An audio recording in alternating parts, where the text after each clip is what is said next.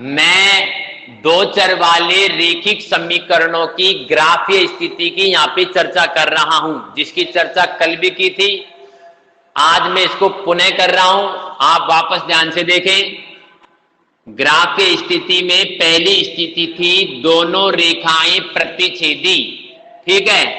दूसरी स्थिति आपको बताई गई थी दोनों रेखाएं समांतर, दोनों रेखाएं समांतर। कल जब आपने अपनी नोटबुक में इन चीजों को लिखा था ना, उसे वापस खोल ले, उसमें थोड़ा मैं सुधार करवाऊंगा।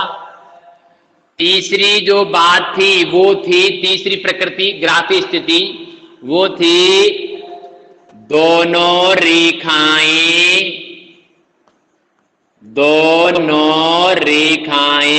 समपाती। कल एक स्टूडेंट ने मेरे को मैसेज किया था कि सर ये समपाती का मतलब क्या होता है। तो कल जब मैंने शाम को 8:15 बजे क्लास लगाई थी, उसमें मैंने इन सब प्रश्नों का जवाब दिया था। रोजाना शाम को 8 से 8:15 के बीच में एक क्लास लगा करेगी मैथ की, ओनली मैथ की। वो मैं लगा रहा हूं सिर्फ आपके लिए मतलब अच्छे स्टूडेंटों के लिए। अच्छे स्टूडेंट मतलब जो पढ़ते समय बिल्कुल आवाज नहीं करते हैं, साइलेंट होके एक एक चीज को ध्यान से देखते हैं। तो आज भी मैं शाम को जब क्लास लूंगा तो आपकी समस्याओं का समाधान करूंगा। आप मेरे से प्रश्न पूछेंगे, मैं उसका जवाब दूंगा, ठीक है। तो दोनों रेखाएं समपाती। देखिए कल मैंने आपको यह बताया था कि दोनों रेखाएं प्रतिच्छेदी कब होगी। ग्राफ बनाने से पहले हमें पता लगेगा जब आपके a1 बटा a2 बराबर नहीं है b1 बटा b2, तब आप कह सकते हो कि हमारा जो ग्राफ बनेगा उसकी दोनों रेखाएं प्रतिच्छेदी होंगी, ठीक है। दोनों रेखाएं समांतर। देखिए समांतर कब होता है ये भी समझ लीजिए। कल मैंने बताया था आपको a1 बटा a2 बराबर b1 बटा b2। तो कल मैंने यहां पे बराबर लिखाया होगा, आप नोट कीजिए। समांतर में जब मैंने कल बताया था दोनों रेखाएं समांतर, तो a1 बटा a2 बराबर b1 बटा b2 आई क्या लिखाया था मैंने? बराबर c1 बटा c2। तो यहां पे आपको बराबर नहीं है करना है, ये ध्यान रहे, बराबर नहीं है करना है। मैं एक बात स्पष्ट कर देता हूं, a1 बटा a2 बराबर b1 बटा b2 बराबर नहीं है c1 बटा c2। तो जब भी ऐसी स्थिति आ जाए तो समीकरण का कोई हल नहीं होता है, और कोई हल नहीं होगा तो रेखाएं हमारी होंगी समांतर। तो यहां पे थोड़ा ये सुधार कर ले आप। फिर है दोनों रेखाएं समपाती, ऐसा कब होगा? a1 बटा a2 बराबर b1 बटा b2। अब कल आपने यहां पे क्या लिखा था समपाती में? तो यहां पे आपको आज ये करना है बराबर c1 बटा c2, ये सुधार करना है आपको। यहां पे हमने इसको यहां लिख दिया था, इसको यहां लिख दिया था, जो थोड़ा सा गलती हो गया था, गलत था वो। ये बिल्कुल परफेक्ट है, इसमें थोड़ा सुधार कर लो और इसे अच्छी तरह याद कर लो कि जब a1 बटा a2 बराबर नहीं है b1 बटा b2 तो दोनों रेखाएं प्रतिच्छेदी। याद कर लेना, जब a1 बटा a2 बराबर b1 बटा b2 बराबर नहीं है c1 बटा c2 तो दोनों रेखाएं हमारी होंगी समांतर। और जब a1 बटा a2 बराबर b1 बटा b2 बराबर c1 बटा c2 तब हमारी होंगी दोनों रेखाएं समपाती। अब यहां पे मैं इन रेखाओं को एक चित्र के द्वारा भी आपको समझा देता हूं कि समांतर क्या है, प्रतिच्छेदी क्या है और समपाती क्या है, जो कल भी मैंने शाम को बताई थी, आज मैं एक बार फिर बता रहा हूं। अभी भी कुछ स्टूडेंट आवाज कर रहे हैं, मेरे को उनकी आवाज आ रही है। प्लीज मैं एक बार फिर कह रहा हूं, ध्यान से देखिए। अब आगे देखते हैं हम। अब आगे देखो, समान प्रतिच्छेदी का मतलब होता है दो रेखाएं एक दूसरे को काटे, क्रॉस कर दे, एक दूसरे को काट दे, तो ये होगी प्रतिच्छेदी। ग्राफ में दोनों जब आलेख बनेंगे एक दूसरे को काटेंगे। समांतर का मतलब होता है दोनों रेखाएं बिल्कुल समांतर होंगी, उनके बीच का अंतर समान रहेगा। समांतर जैसे रेल की पटरी बिल्कुल समांतर है, दोनों है, दोनों के बीच की दूरी समान रहती है। अब बात होती है संपाती। तो संपाती का मतलब होता है जैसे ये एक रेखा है ना, तो दूसरी रेखा इसके ऊपर आ जाए, दूसरी रेखा भी इसी के ऊपर आ जाए, तो वो रेखा संपाती कहलाती है। एक रेखा के ऊपर दूसरी रेखा भी आ जाए, यानी वो उसको ढक ले और हमें एक ही दिखाई दे। एक रेखा के ऊपर दूसरी रेखा जब आ जाती है तो वो संपाती कहलाती है। तो ऐसी स्थिति भी आपकी बन सकती है। संपाती का मतलब यही होगा कि एक रेखा ये है, मान लीजिए एक रेखा ये है और एक रेखा ये है, तो ये दो देखो, ये दोनों अगर ऐसे हो जाए, दोनों काट रही है, तो इसका मतलब प्रतिच्छेदी। दोनों ऐसे हो जाए, इसका मतलब समांतर। और एक रेखा इसके ऊपर आ जाए, ऐसे एक दूसरे को ढक ले, तो ये हो जाती है संपाती। ठीक है, इन चीजों को आपको ध्यान से समझना है, बारीकी से समझना है। कल मैंने बहुत सारी छोटी छोटी चीजें बताई थी शाम को, आज भी मैं बता पाऊंगा, ये आप पे डिपेंड करता है कि आप कितने शांति से पढ़ रहे हो। तो ये स्पष्ट कर ली मैंने, इसमें आप सुधार कर ले, इस बात को आप लिख लें। ये है हमारी ग्राफीय स्थिति, और ग्राफ बनाना मैंने आपको बता ही दिया था। ठीक है, अब मैं शुरू करता हूं हमारी प्रश्नावली की ओर, अर्थात अब हम हमारी प्रश्नावलियां पढ़ेंगे। इसकी मुख्य बातें सारी बता दी मैंने, एक बार मैं स्पष्ट कर देता हूं।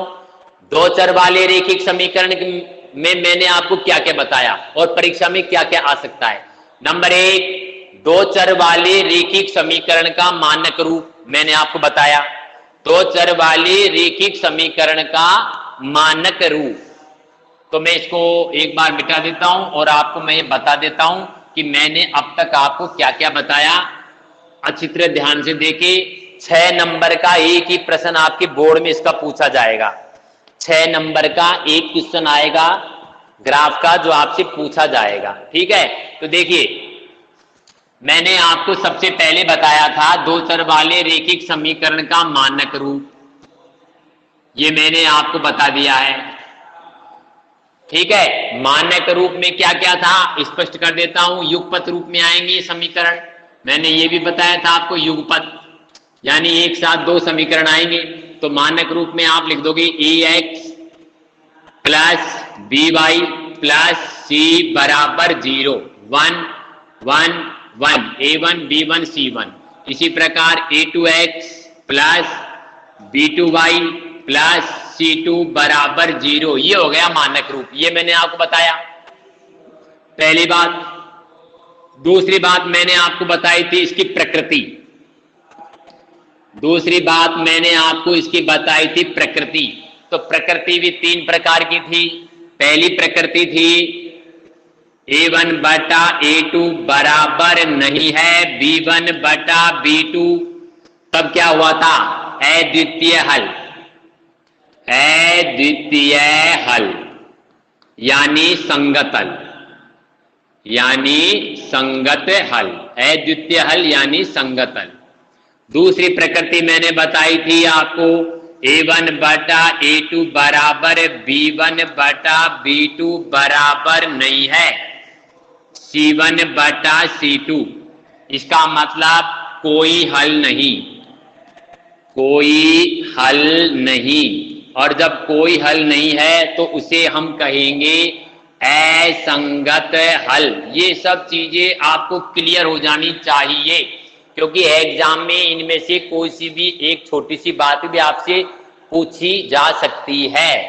नंबर 3, तीसरी प्रकृति मैंने आपको बताई a1 बटा a2 बराबर b1 बटा b2 बराबर c1 बटा c2। तब आपकी प्रकृति हो जाएगी अनेक हल, और अनेक हल को संगत हल भी कहते हैं। एक आपको ये भी डिटेल याद रखनी है, प्रकृति, मानक रूप प्रकृति।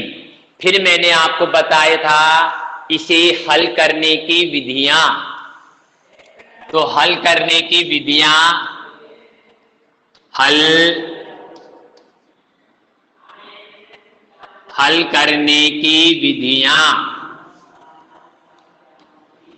हल करने की विधियां दो चर वाले रैखिक समीकरण को युगपत। तो हल करने की विधि में पहली विधि थी आपकी प्रतिस्थापन विधि। मैं अब तक आपको इस दो चर वाले रैखिक समीकरण की सारी जानकारी दे रहा हूं। अब तक मैंने आपको क्या पढ़ाया इस प्रश्नावली में? तो प्रतिस्थापन विधि भी मैंने आपको समझा दी। नंबर 2 हमने आपको बताई विलोपन विधि। विलोपन विधि, देखिए अगर आपको थोड़ी भी चिंता है, आप ये चाहते हो कि मैं 10वीं क्लास में अच्छे अंक लाऊं, तो इस समय परिस्थितियां अनुकूल नहीं है, हम घर बैठकर ही पढ़ रहे हैं और एग्जाम हमारा वो ही तय समय पर होना है। इसलिए आप विद्यालय खुलने का इंतजार मत कीजिए। हम भी नहीं कर रहे हैं विद्यालय खुलने का इंतजार, पता नहीं कब खुले, लेकिन ये समय ऐसा है कि आप घर बैठकर भी आप अच्छी तरीके से पढ़ सकते हो। अगर आप में गुण है, आप में क्वालिटी है, आप में थोड़ी सी समझ है, तो आप घर बैठ के ध्यान से इन चीजों को पढ़िए। क्योंकि आपके मम्मी पापा ने, आपके घर वालों ने आपको मोबाइल भी दिलाए हैं, पैसा भी खर्च किया है। क्यों खर्च किया है? इतने पैसे खर्च क्यों किया है? वो इसलिए किया है ताकि आप घर बैठकर पढ़ाई का लाभ प्राप्त कर सको। क्योंकि ये बोर्ड की पढ़ाई है मेरे प्यारे बच्चों, इसलिए बिल्कुल ध्यान से मेरी एक एक बात को समझो, एक एक चीज को देखो। मैं सत्य कह रहा हूं, घर बैठकर भी आपको बहुत लाभ मिलेगा।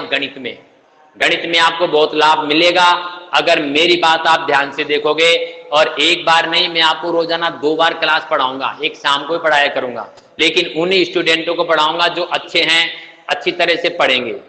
ठीक है, तो अब तक का मैं सारांश आपको बता रहा हूं। तीसरी विधि मैंने आपको बता दी थी, कौन सी विधि थी याद है आपको?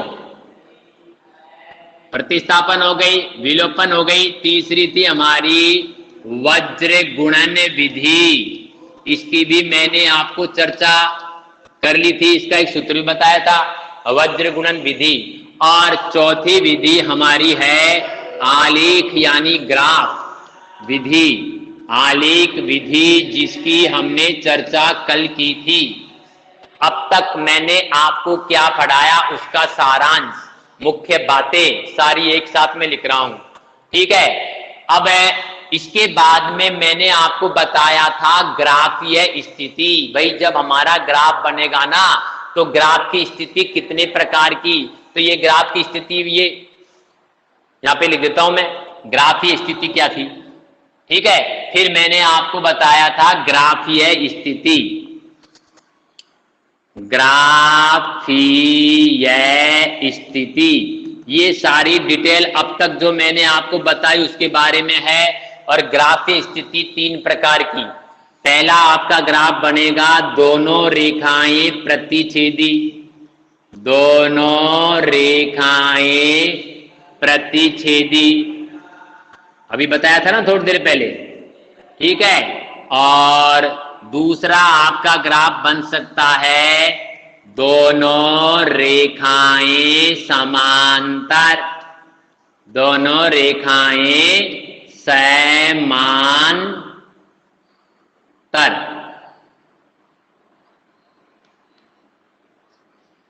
दोनों रेखाएं समांतर। तीसरी प्रकृति है दोनों रेखाएं संपाती, दोनों रेखाएं संपाती। तो ये 3 प्रकार के ग्राफ बनते हैं। और ग्राफ कैसे बनते हैं ये भी मैंने कल आपको बताया, तो ये आप सब जान चुके हो। इसका मतलब है इस प्रश्नावली की सारी बातें मैंने आपको बता दी है। अब हम शुरू करेंगे प्रश्नावली। प्रश्नावली की ओर चलते हैं ताकि हम प्रश्नों को हल करें। तो आप सभी ने ये पुस्तक है जो खरीद ली होगी, नहीं खरीदी तो खरीद लीजिए, समय खराब मत कीजिए। इसकी जो हमारी प्रश्नावली है वो है ये दो चर वाले रैखिक समीकरण की प्रश्नावली। कौन सी थी? तीसरी प्रश्नावली है शायद, तीसरी प्रश्नावली भैया ना। तो इसकी सारी मुख्य बातें मैंने आपको लिखा दी है, ठीक है। अब हम देखते हैं 3.1।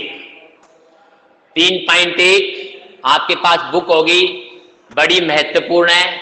3.1 इसमें समीकरण हमें खुद ही बनाने हैं, समीकरण हमें खुद ही बनाने होंगे, जिसमें एक पहेली इसमें दी गई है, एक समस्या इसमें दी गई है।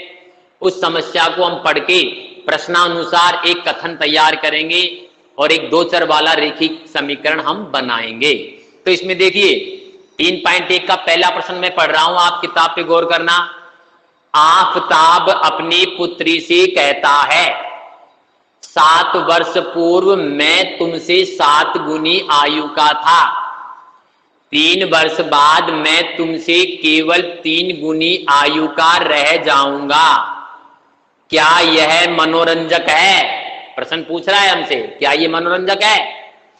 मनोरंजक यानी मजेदार बात है भाई ये, है।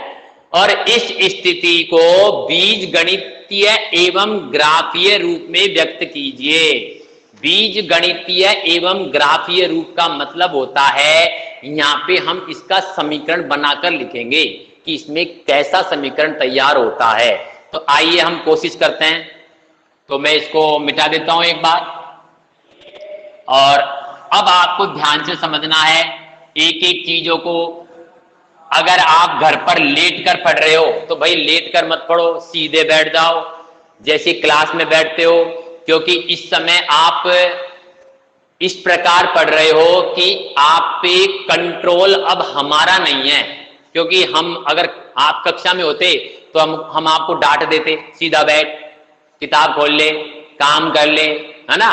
तब आपके डर रहता था और उस डर की वजह से आप पढ़ जाते थे, पढ़ लेते थे, याद हो जाते थे, आप समझ जाते थे। अब वो डर तो खत्म हो गया क्योंकि आप ऑनलाइन हो। हम यहां हैं, आप वहां हो, हम यहां आप वहां। हम आपकी थप्पड़ भी नहीं मार सकते, डंडा भी नहीं मार सकते, डांट भी नहीं सकते। डांटेंगे तो आप तुरंत आउट हो जाओगे क्लास से बाहर। तो ये सब होंगे, ऐसा होगा तो आपका नुकसान होगा। इसलिए अब आपको स्वयं ही ये डिसीजन लेना है कि मुझे पढ़ना है या नहीं पढ़ना है। पढ़ना है तो मन लगा के पढ़ना है। इसलिए बिल्कुल जैसे आप क्लास में बैठ के पढ़ते हो वैसे ही आप मेरी एक एक बात को ध्यान से सुनो। निश्चित रूप से आपको सफलता मिलेगी, एक एक चीज आपके काम आएगी। इसलिए आप बिल्कुल सीधे बैठ के पढ़िए जैसे आप क्लास में बैठ के पढ़ते हो। तो अब मैं आगे आ रहा हूं इस समस्या का समाधान करने के लिए। आइए हम मिलकर इस समस्या का समाधान करेंगे। देखिए प्रश्न क्या कहता है, ध्यान से देखें। आफताब अपनी पुत्री से कहता है, आफताब कह रहा है अपनी पुत्री से, यानी पिता अपनी पुत्री से क्या कहता है कि बेटे 7 साल पहले, जैसे मैं पिता हूं, आप मेरी पुत्री हो, तो मैं कह रहा हूं आपसे कि बेटे 7 वर्ष पहले मैं तुमसे 7 गुना था, यानी तुम्हारी आयु से 7 गुना था। तो देखिए जब भी आयु से संबंधित कोई प्रश्न परीक्षा में आ जाते हैं, आयु से संबंधित, तो आप वर्तमान आयु मानो। वर्तमान आयु क्या है? वर्तमान, ठीक। तो यहां पे देखो आयु, किसी भी व्यक्ति की आयु 3 प्रकार की हो गई, मेरी हो चाहे आपकी हो चाहे किसी, 3 प्रकार की आयु होगी। 3 प्रकार की, हाँ 3 प्रकार की। जैसे आज मैं कहूं आप कितने साल के हो, आज आपकी उम्र क्या है, आज यानी प्रेजेंट।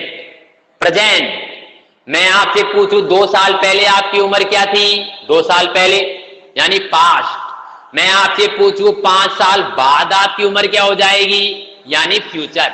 तो कितने प्रकार की आयु से गुजर गए हम? 3 प्रकार की आयु से गुजर गए ना, पास्ट, प्रेजेंट फ्यूचर। ठीक है, तो जब प्रश्नों में आयु से संबंधित प्रश्न आ जाए तो प्रेजेंट वर्तमान आयु मानो आप, वर्तमान आयु। तो यहां पे आप लिखोगे माना आफताब, आफताब की वर्तमान आयु, वर्तमान आयु बराबर x वर्ष, वर्तमान आयु। अब उसकी बेटी की मान लेते हैं y, और पुत्री की वर्तमान आयु क्या मान लेंगे y, क्योंकि दो चर वाले समीकरण है हमारे, तो एक को y मान लेते हैं, y वर्ष। अब पिता कितना हुआ x, पुत्री कितनी हुई y, वर्तमान। ठीक है, अब वर्तमान से अगर आप पास्ट जाओ तो आप माइनस करो, फ्यूचर में जाओ तो आप प्लस करो। जैसे आज आप मान लो 14 वर्ष के हो, आज आपकी प्रेजेंट आयु कितनी है 14 साल। मैं आपसे पूछूं कि आप 2 साल पहले कितने थे, तो आप 14 माइनस 2 करोगे।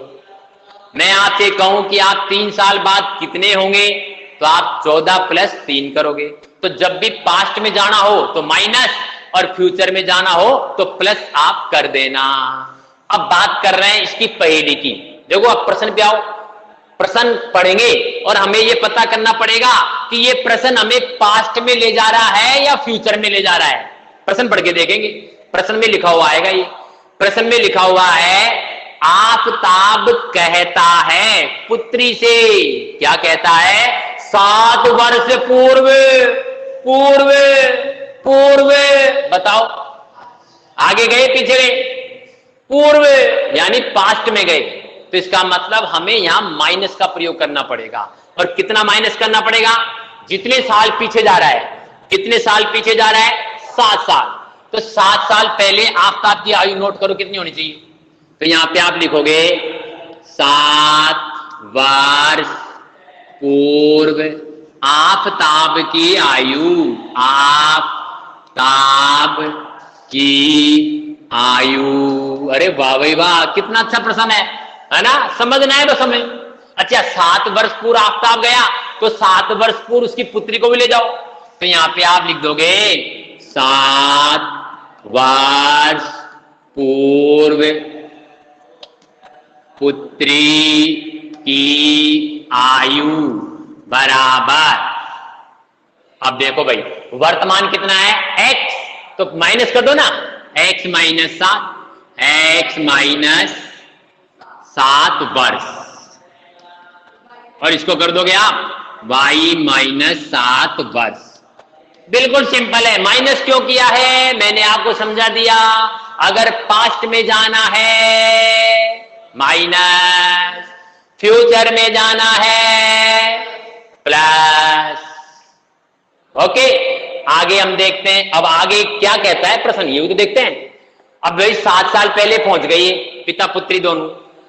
अब ये क्या कह रहा है, आफताब कह रहा है भाई 7 साल पहले मैं, कौन, मैं, ये x माइनस 7, मैं ये x माइनस 7, तुमसे y माइनस 7 से 7 गुना था। वाह भाई वाह, बस ये कथन यहीं से तैयार हो रहा है हमारा। अब यहां पे कथन का संबंध क्या है, प्रश्नानुसार लिख दो, प्रश्नानुसार 7 साल पहले संबंध क्या बताया जा रहा है, 7 साल पहले संबंध बताया जा रहा है मैं, आफताब कह रहा है मैं तुमसे, मैं तुमसे, किससे, पुत्री से 7 गुना था। कितना था, 7 गुना। तो देखो दोनों को आमने सामने रख देते हैं समीकरण बनाने के लिए।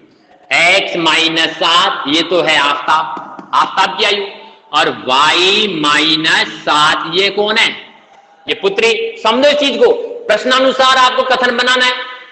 आफताब पुत्री 7 साल पहले, 7 साल पहले आफताब, 7 साल पहले पुत्री, जिसमें 7 गुना कौन है? 7 गुना कौन है इनमें? आफताब है ना 7 गुना।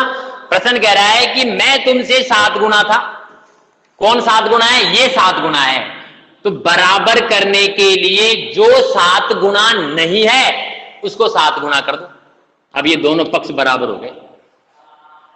एक बार फिर समझ लो मेरी बात को। जैसे मैं आपसे 7 गुना हूं, मैं आपसे 7 गुना हूं, तो क्या आप और मैं बराबर है क्या भाई?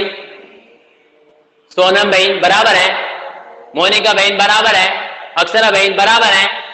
नहीं है। मैं आपसे 7 गुना हूं, मैं आपसे 7 गुना हूं। तो बराबर कब हो? जब आपको 7 गुना किया जाए, क्योंकि मैं तो ऑलरेडी 7 गुना हूं, आपको 7 गुना करना है। तो यहां पे ऑलरेडी ये तो 7 गुना है। अब समीकरण में क्या होता है? संतुष्ट करने के लिए दोनों पक्षों को बराबर करना होता है। तो बराबर कब हो? जो 7 गुना नहीं है उसको 7 गुना कर दो। ये 7 गुना नहीं थी पुत्री, इसको हमने 7 गुना कर दिया। ओके, तो ये हमारा समीकरण तैयार हो गया। इसको हल कर दो। x माइनस 7 बराबर 7 को y से गुणा करो, 7y माइनस 7 7 49। ओके, अब यहां पे x इस y को इधर ले आओ तो काय को जाएगा? ये माइनस का 7y माइनस का 7, इस 49 को इधर ले आओ, प्लस का 49 बराबर 0। अब 49 में से 7 घटाओ भाई जल्दी। 49 में 7 घटा, अक्षरा बहन कितना बचेंगे? अक्षरा बहन 49 में 7 गए तो 42, माइनस का या प्लस का? प्लस का 42 बराबर 0। तो ये आपका समीकरण बन गया भाई, ये आपका समीकरण तैयार हो गया।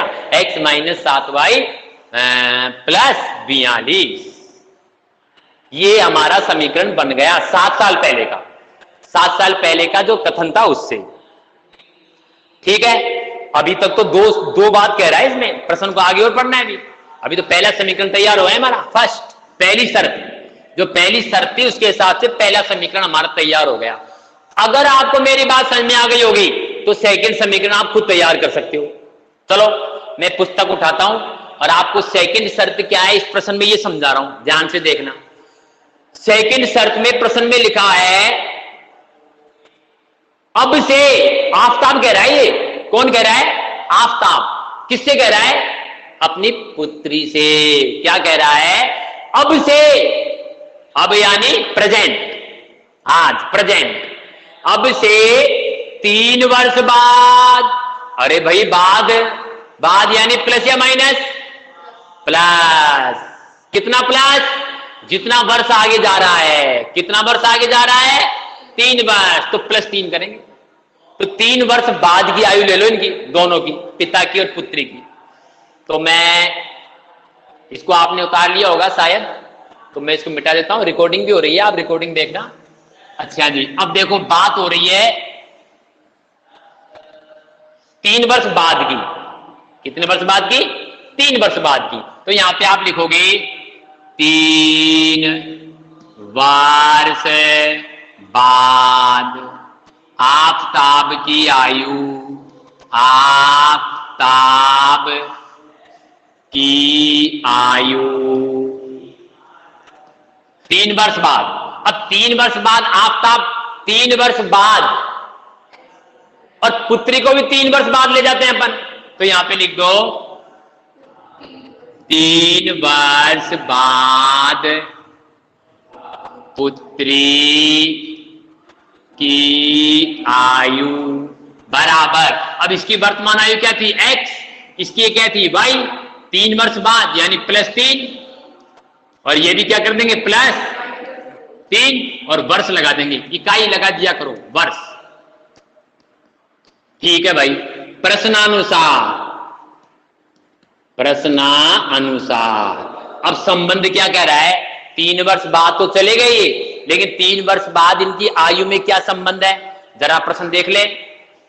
तो 3 वर्ष बाद क्या संबंध है? 3 वर्ष बाद मैं तुमसे केवल 3 गुनी आयु का, केवल तुमसे 3 गुनी आयु का रह जाऊंगा, 3 गुना। चलो ठीक है, तो दोनों को आमने सामने लिखते हैं, x प्लस 3 और पुत्री है हमारी y प्लस 3। पिता क्या कह रहा है कि 3 वर्ष बाद मैं तुमसे कितना रह जाऊंगा, 3 गुना। कितना रह जाऊंगा, 3 गुना। प्रश्न में देख लो आराम से, 3 गुना। तो इसका मतलब 3 गुना ये है, ये थोड़ी है। मान लीजिए मैं आपसे 3 गुना हूं, मैं आपसे कितना हूं, 3 गुना, बराबर थोड़ी है। तो बराबर करने के लिए आपको 3 गुना होना पड़ेगा ना, तो यहां बराबर करने के लिए पुत्री को 3 गुना हमें कर देना होगा। इसे हल कर ले, x प्लस 3 बराबर 3y प्लस 3 तिया 9। पक्षांतरण करते हैं, तो x minus 3y plus 3 minus 9 बराबर 0। ठीक है, तो इसे हल करें तो हमारा हो जाएगा x माइनस 3y, 9 में 3 गए तो माइनस की 6 बराबर 0 समीकरण नंबर। तो आपका पहला समीकरण और दूसरा समीकरण तैयार हो गया। ये बीजीय गणित में और ज्यामिति यानी समीकरण के रूप में हमने लिख दिया। बताओ कोई प्रॉब्लम थी क्या इस प्रश्न में? इस प्रश्न में समझने को प्रॉब्लम है?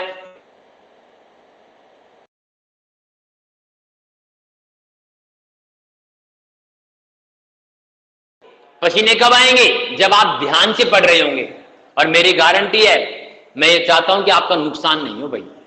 आप घर बैठकर भी इतने अच्छे पढ़ो, आपको ये लगे, आप ये कह दो कि नहीं भाई हमारे गुरुजी ऑनलाइन पढ़ा सकते हैं। मैंने भी मेरी जिंदगी में कभी ऑनलाइन नहीं पढ़ाई, पहली बार ऑनलाइन पढ़ा रहा हूं मैं भी। आप भी पहली बार ऑनलाइन पढ़ रहे हो। मेरे को भी पहला ही अनुभव है ऑनलाइन पढ़ाने का, आपको भी पहला ही अनुभव है ऑनलाइन का पढ़ने का। लेकिन अनुभव पहला हो चाहे कैसा भी हो, अगर काम मन लगा के करेंगे ना हम, फिर तो सफलता मिल जाएगी आपको। इसलिए आप ध्यान से देखें, पढ़े, मेहनत करें और आज की इस बात को समझें। ठीक है, और आज एक विशेष सूचना और मैं सब विद्यार्थियों को दे रहा हूं, कोई जाएगा नहीं। अभी थोड़ी देर में बड़े गुरुजी आ रहे हैं, वो आपको संबोधित करेंगे, कुछ आपको मैसेज देंगे, महत्वपूर्ण बात आपको बताएंगे। आपको आना है और उन बातों आपको बने रहना है, जाना नहीं है। अभी बड़े गुरुजी आएंगे और उनकी बातों को आप ध्यान से देखोगे, समझोगे। ठीक है, जब तक आप इसको उतारिए। सेक्शन बोला जल्दी। तो अभी मेरे प्यारे भैया बहनों, आपकी ये बात समझ में आई होगी।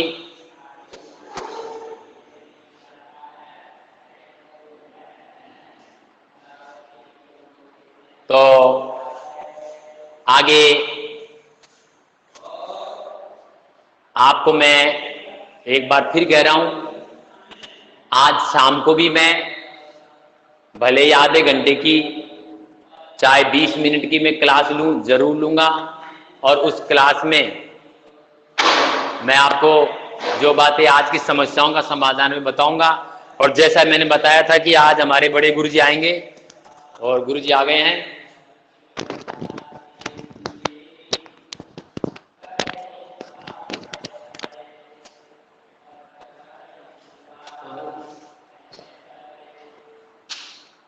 प्रणाम बच्चों, कैसे हो?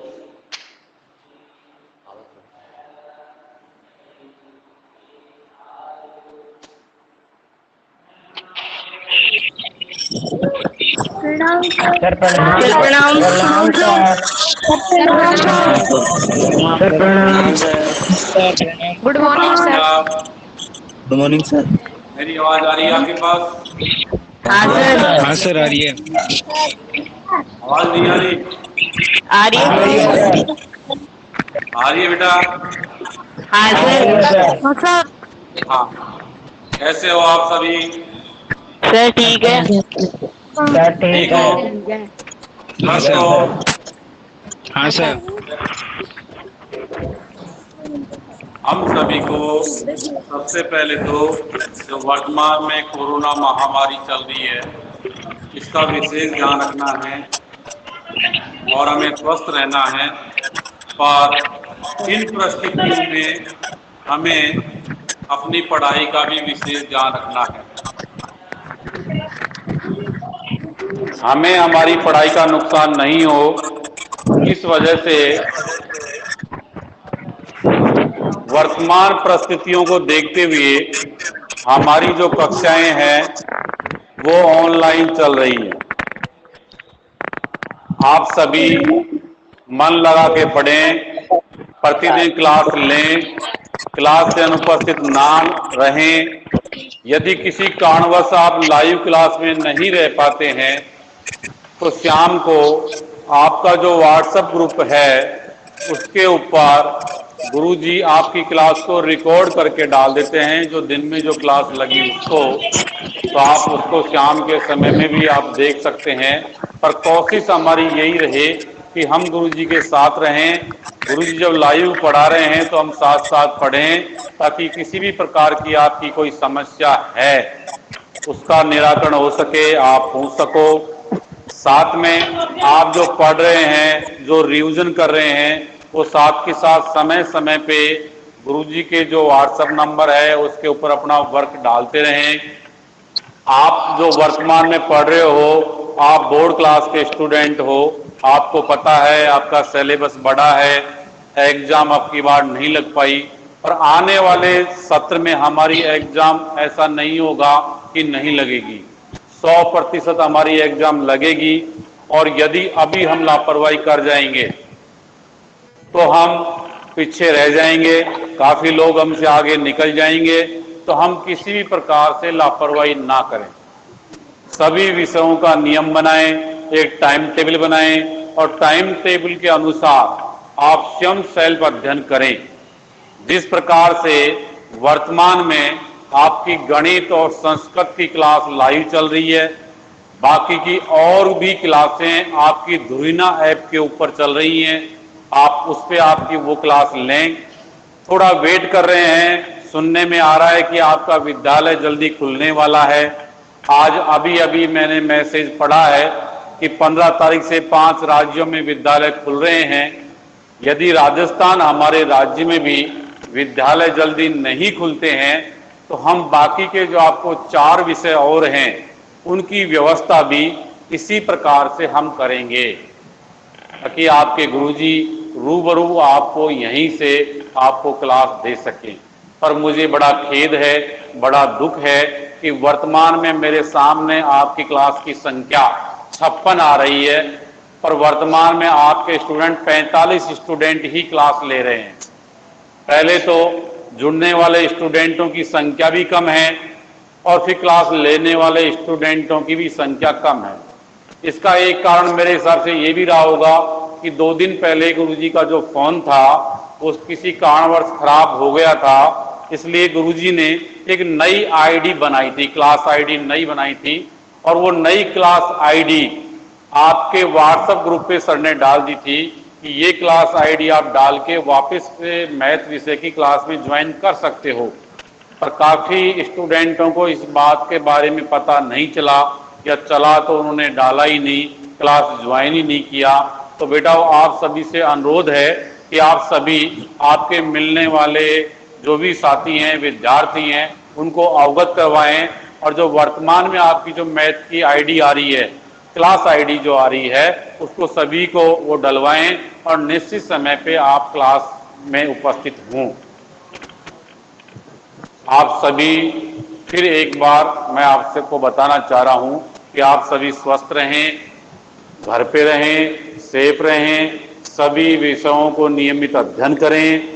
जो आप घर पे पढ़ रहे हो ये मान के चलो आप क्लास में पढ़ रहे हो।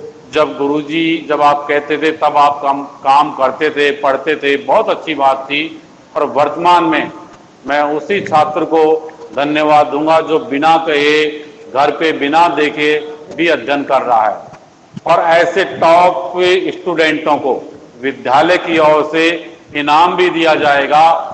जो घर बैठ के वर्तमान में जो लाइव क्लास से पढ़ रहा है और बहुत अच्छा पढ़ रहा है, ऐसे स्टूडेंट को जब वो क्लास में आएगा, उसका पूरा होमवर्क चेक होगा, उससे सुना जाएगा, उससे पूछा जाएगा, और वो यदि अच्छी स्थिति पे है, उसका रिजल्ट अच्छा आता है, वो टॉपर है, उसने पढ़ाई की है, तो ऐसे स्टूडेंट को विद्यालय की ओर से प्रोत्साहित किया जाएगा और उसको इनाम दिया जाएगा।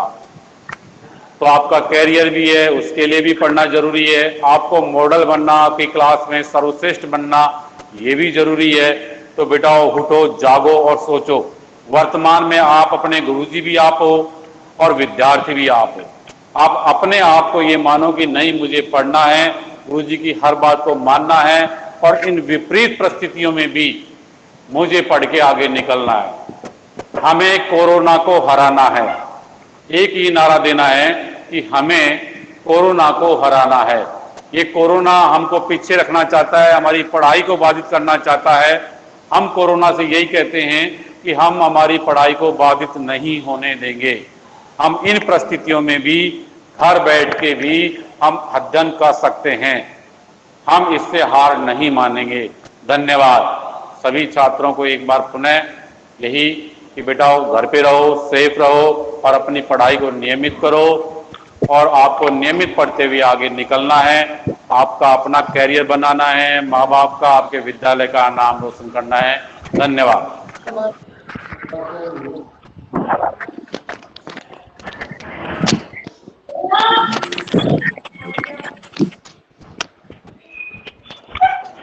हाँ, तो आपके सारी बात हाँ सर। सभी हाँ आई गई सबके। आ गई सर। हाँ हाँ सर। सर। तो आज का जो मैंने वर्क आपको बताया, इसे आप घर पे करोगे। अगला प्रश्न आप हाँ, खुद सर। करने की कोशिश करें, और कल अपनी क्लास यही समय लगेगी। सर कल संडे लगेगी सर। सर कल संडे लगेगी। हाँ, बता दूंगा मैं आपको, ग्रुप में मैसेज कर दूंगा, आ जाना। Okay sir. और आईडी मैंने जो नई आईडी मैथ की थी वो मैंने ग्रुप में डाल रखी है। काफी बच्चे कंफ्यूज हो रहे हैं, मैंने वो आईडी डाल दी है, उसी आईडी को आप डालें। पुरानी आईडी मेरी डिलीट हो गई है। और भी आपके जो मिलने वाले भैया बहन आपके संपर्क में हैं, उन्हें भी आप ये बता दें कि मैथ की नई आईडी जो मैंने आपको ग्रुप में डाली है वो ही है, और उसी पे हमारी क्लासेस चलेगी। ओके।